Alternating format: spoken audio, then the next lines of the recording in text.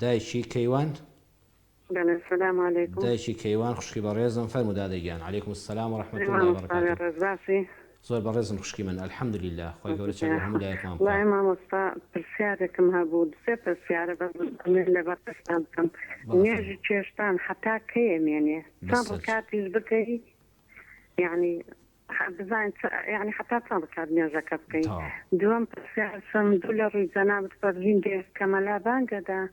دولار هني فكي لمنا لقل مالا بانقانا ألولين سەگەکان باڵێ مەلابانگە داست دوو لە سەگەکانش ئەلوولێنن ئەوەی ترشم پرسیارەکەم کە ئەڵێ خوا لە یەکتان نەکە کە بینی لە خۆشەویستیە ئایا گوناحبار نەبی کە دەڵێ خوا لە یەکتان نەکە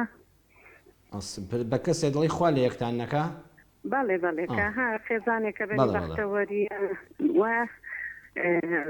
مامۆستام گوناحبار نابی وا بڵێ تاو پەیامەکەت گەیشت خوشکە مەمنون مامۆستا دەستەکان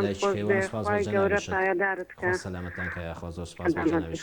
خوابتان پارێزی خوال لەگەڵ. دایکی کەیوان فەرمووی نوێژی چێشتەنگا و نوێژی چێشتەنگا و بەڕێزم هەرکە خۆر معقەدە ڕمێک لەسەر شاخەکان یعنی ئێستا تەقریبەن لە سەعات 7:30 ئەوانەوە دەست پێ دەکا کاتەکەی یعنی زووتریش بەس تۆ لە 7:09 دەست پێ بکەی زۆر باشە حتا نزیکی نوێژی نیۆڕۆ هەر دەمێنێ لەو مەسافەیەدا لە کەیە مەجالت هەبوو لە دەوری 7:09 حتا نزیک بانگی نیۆڕۆ تا 11:15 بیکەی ئاساییە و دوور کات هەیە 4 ڕکات هەیە باشترینی ئەوەیە 8 ڕکاتەکەت بۆ بکرێ دوور کات دەکەی دوور کاتی تر دوانی ترواتە 8 ڕکات نوێژی سەڵات دوحا نوێژی چێشتەنگا و بەڕاستی بەرەکەتی ماڵە والله هەر ماڵی نوێژی چێشتەنگاوی تێدا بکرێ خوا بەرەکەت و ڕەحمەتی خۆی بەسەرا دەبارێنێ والله ڕزق و ڕۆزی ڕوت تێدەکا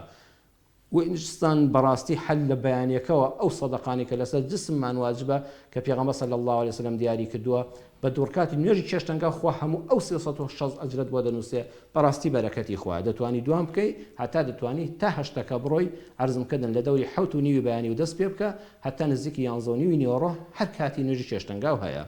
سەگەکان دەلوورێنن لەگەڵ بانگدان ئەو پەیوەندی بە بانگەوە نیە ئەوانیش گویان لەو مکەبەرە دەنگ گەورە و ئەوانە دەبێ بەلایەنەوە شتێکی غەریبە بەڵام بانگ بۆ ئیماندارانە بۆ ئەهلی ئیسلامە پەیوەندی بە سەگەوە نییە وئین من شەیء إلا يسبح بحمده ولكن لا تفقهون تسبيحهم هەرچەند هەموو گیانداران هەموو باڵندەکان والله دار و بەردەکان هەمویان زیکری تەسبیحاتی ئەڵڵا دەکەن سوبحانه وتعالى بەڵام بە زمانی خۆیان کە ئێوە تیان ناگەن هەموو شتێک تەسبیحاتی پەروەردگاری دەکا هەمووی خالقی خۆی دەناسێ ئیلا جنۆکەی کافر و ئیما مسلمانی کافری بێدین نەبێ کە دانانێ بە گەورەی خوادا ئەینا هەمویان تەسبیحاتی خوا دەکەن بەڵام ولكن لا تفقهون تسبيحهم ئێوە تیان ناگەن بەڵام ئەوەی کە بڵێ لەبەر بانگەکە وا دەکا ناناوە دەنگەکەی بەلاوە غەریبە ئەو دەنگە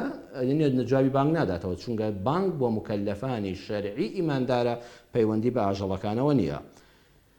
کە بە کەسێک لەی خوا لە یەکتان نەکا گوناهبار نابی بەڵام جوانتر لەوە ئەوەیە بڵێ یا ڕەبی بە یەکەوە بەختەوەر بن خوا بەرەکەت بخاتە نێوانتانەوە با ئێمە زمانمان بەوە ڕابێنین خوا کەس لە یەک ناکە ئەوە ئەو شەیە بەو شێوازە جوان نییە خوا کەس لە یەک ناکە ئەگە خۆی کردەوەکانی جوان بن خوا نەعوذ بالله ستەمکار نییە دوو کەسی خۆشەویست لە یەک جیاکاتەوە